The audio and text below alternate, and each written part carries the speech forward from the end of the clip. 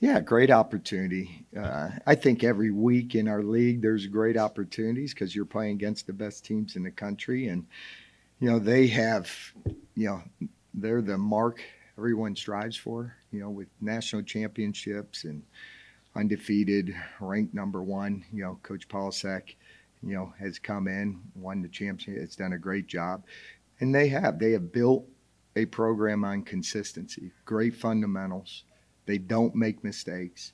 And that's where, going into a game, it doesn't change how you prep. Like, we're not changing last week when you asked me, gave me Murray State's right now. We're going to prepare the same every week. We're going to be consistent. We're focusing on what we can control, and that's our preparation, how we practice. That's in the attention to details, our discipline, our focus, our fundamentals.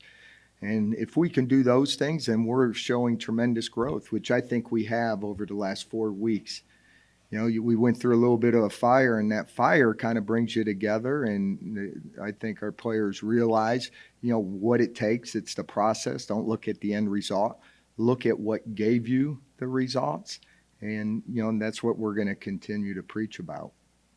A few weeks ago, I mean, you guys talked about trying to build and find that consistency offensively. Mm-hmm. Like you guys are put a half together, Mm-hmm. a quarter here and there. But the last couple of weeks, it seems like on that side of the ball, you guys have started to really find that consistency with explosive plays, moving the ball, scoring touchdowns. What do you feel like has been kind of the difference for that? I think the reps, the more reps you get, the more you sit in film study, trying to having a great scout team look, it starts there. How good of looks are they giving us in practice? It's as much game reality as possible.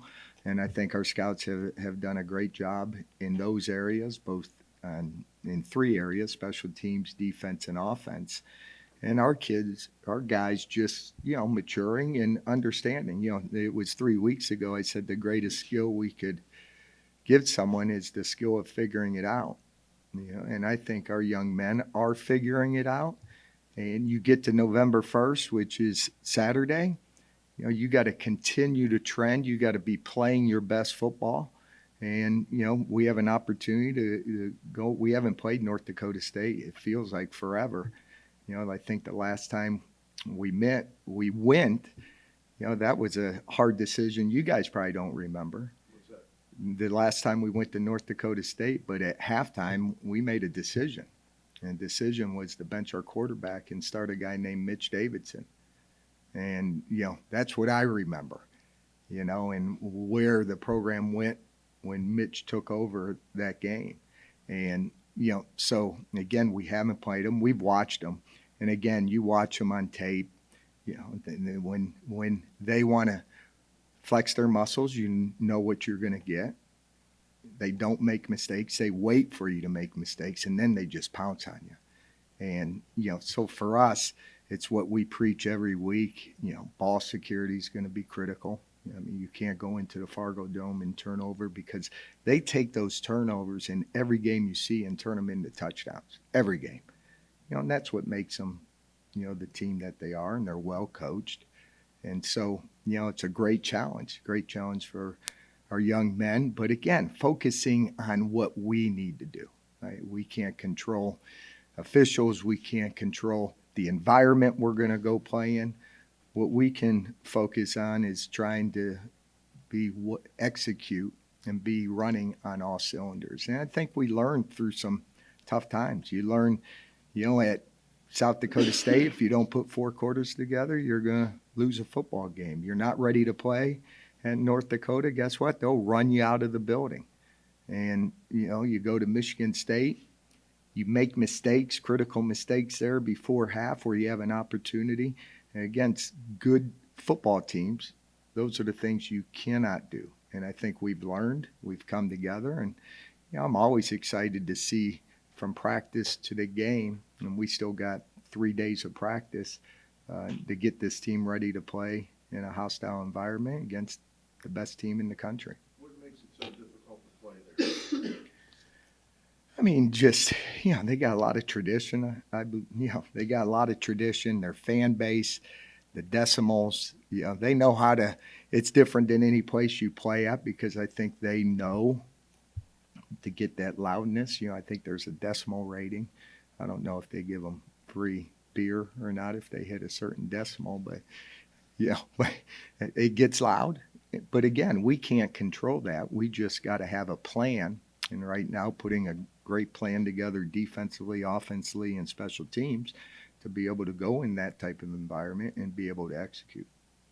The quarterback Cole Payton has shown that he was in the rules about how capability the ball obviously has. How are they kind of different and similar as quarterbacks? All the respect. I even told our young men, when you look at Cole Payton and you look at Bryce Lance, those guys, it just didn't happen for them. Cole Payton had to wait behind Cam Miller, and they did a great job of integrating him into the offense, so the day when he takes over, he's ready. And look what, that don't happen in college football, guys, where you see a backup stay, that could probably be a starter anywhere else in the country, and he stays.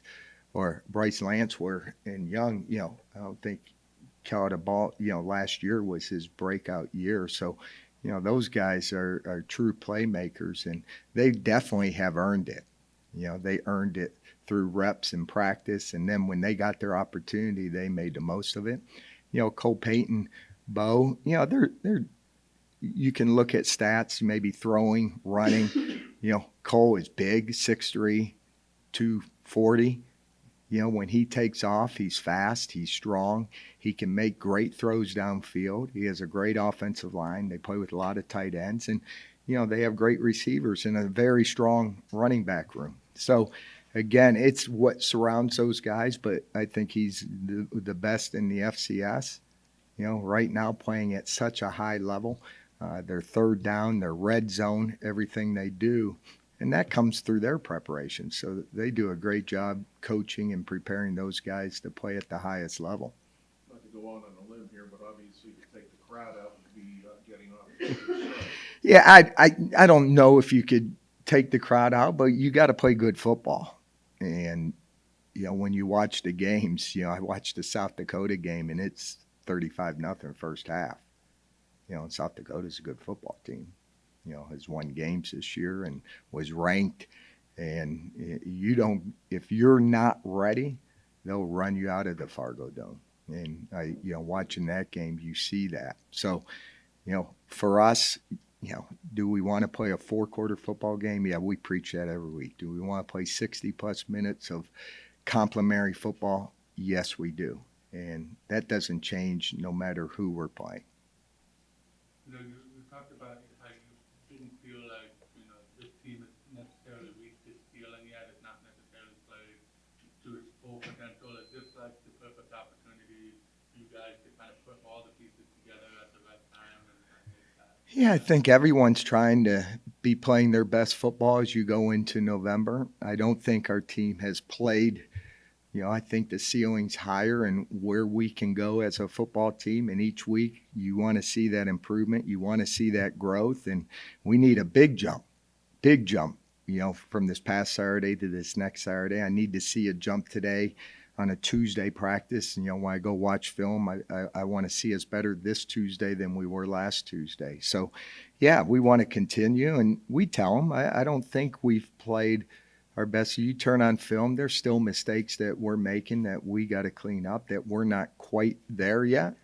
And those are the things, that consistency part and what a North Dakota State has done over time. You're talking the last 12 to 15 years of just building upon that. Again, the coaches there have played there. The coaches there, even the head coach was a coach there prior. So again, it's just instilled in them, and that's what you want to build. You want to be them. I'm sure there's teams in the 90s that say, man, we want to do it like Youngstown State. And in the 2000s, those teams were able to build programs that, looked like Youngstown State in the 90s. And now we're trying to be one of those programs, and you got to do it through consistency. You got to do it through recruiting. You got to do it through player development, and then you got to do it through retaining your great players. They're able to retain Cole, and they're able to retain Bryce, And that definitely made, or their linebackers. I mean, their linebackers are all over the field. We haven't talked defensively, and how good they are in their corners and their defensive line. So they're a complete program. So again, there's a reason why they've won so many national championships. You know, do you guys talk a lot about, obviously, November 1st is the day where the NCAA really started to allow, college athletes to, bet on pro games. Is that, a lot of coaches around the country have, openly talked about, how they're kind of, they don't agree with that ruling. Where did you kind of stand on that? Gosh, that's probably the first time I knew they made a ruling. I didn't know it was November 1st, but I just hope that our young men make good decisions, if they do have money, and that can also be a disease, so again, you trust that your guys are making good decisions, but I know our compliance. I know we do things that talk about gambling, the effects of gambling. We've had people in here have spoke how it changed their life, lost their families, lost their kids just because of a gambling. So yeah, you always got to talk about what's out there in making good decisions. And I'm a firm believer what you do off the field transcends to what you do on the field. And if you're not living correctly off the field, okay, it's hard to turn a light on Saturday afternoon and be a great football player. So you kind of say that. We say the same thing with academics. We say the same thing about when you go out on a Saturday night when you're wearing the Y, just making good decisions. But yeah, it's something that I think we educate our young men on, that you have to, because that is a lure, especially now. If I look at the Power Four, there's a lot of money that those kids make. You hope they're making good decisions with that money and investing it the right way. This past week, obviously Preston, and then you, Mike Boyers, Jason Hickey, those guys missed. What do you guys understand health-wise? Yeah, some of those guys are day by day, and we're hoping by Saturday they'll be ready to go. I know Dathan is definitely ready to go. He could have went last week, and just like Ethan Wright, I wanted to see another week of practice, and before we just give him the green light. He went through warm-ups, took the pads off. So this week he's going through practice with no different color shirt and hitting, and doing those things that you need to do on Saturday. So we wanted to make sure he was full before we put him back in.